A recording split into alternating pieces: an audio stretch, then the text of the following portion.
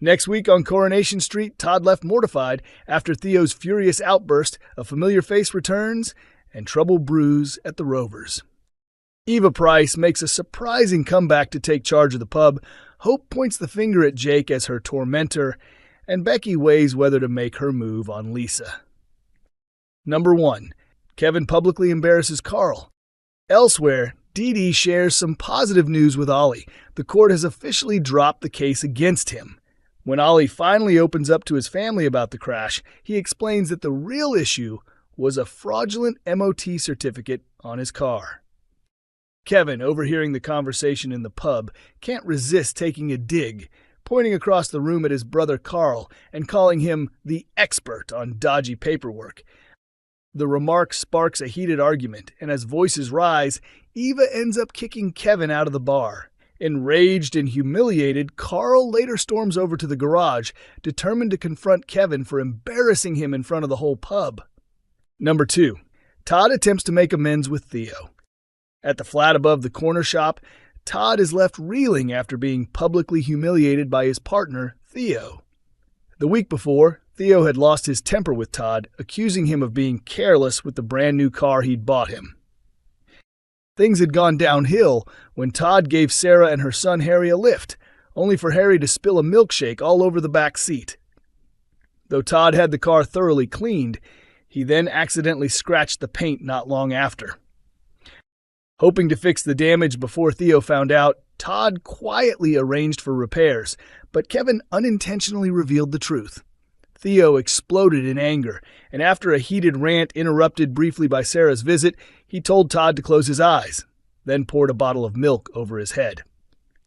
While Todd stood there stunned and dripping, Theo calmly sat down to enjoy a bowl of cereal, looking smugly satisfied.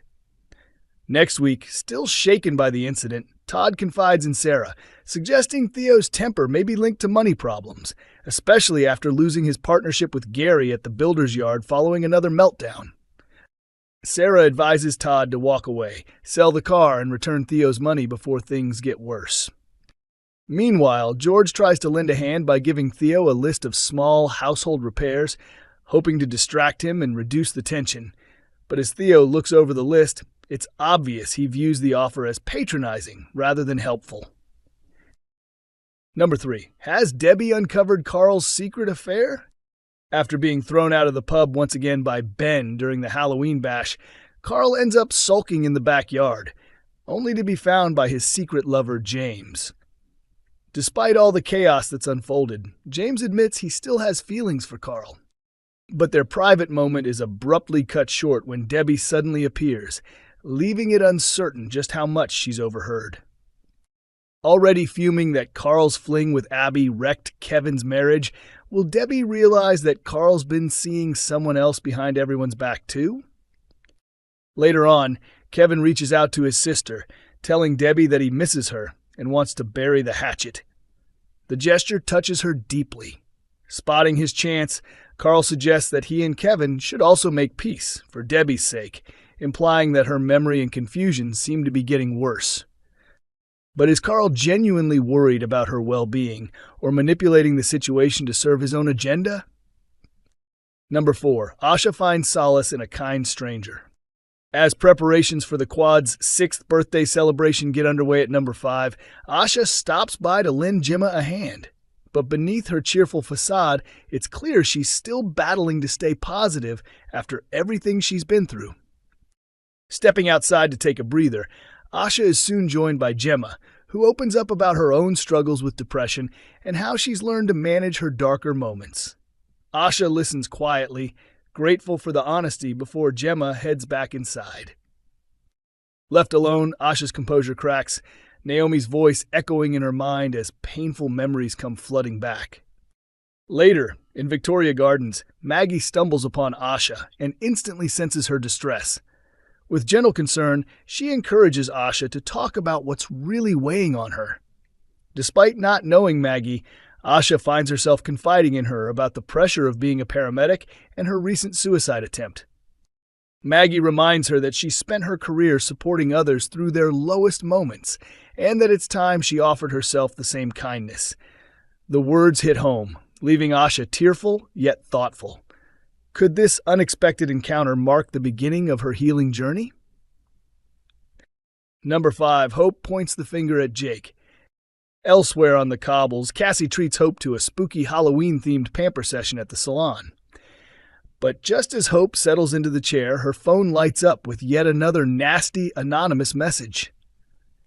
Glancing across the room, she spots Jake chuckling at something on his phone and instantly assumes he's behind it.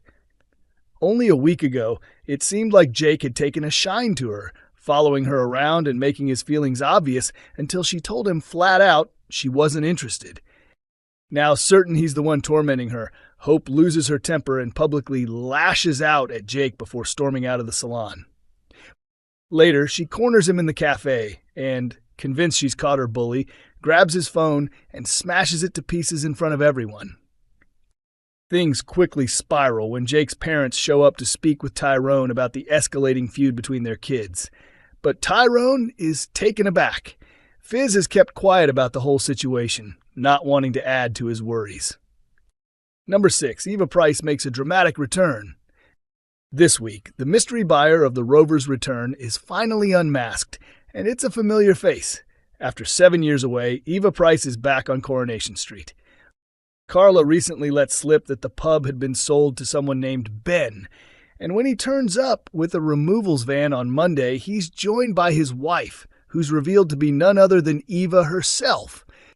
Eva's so different from any role I've played over the last 7 years, the actress explained.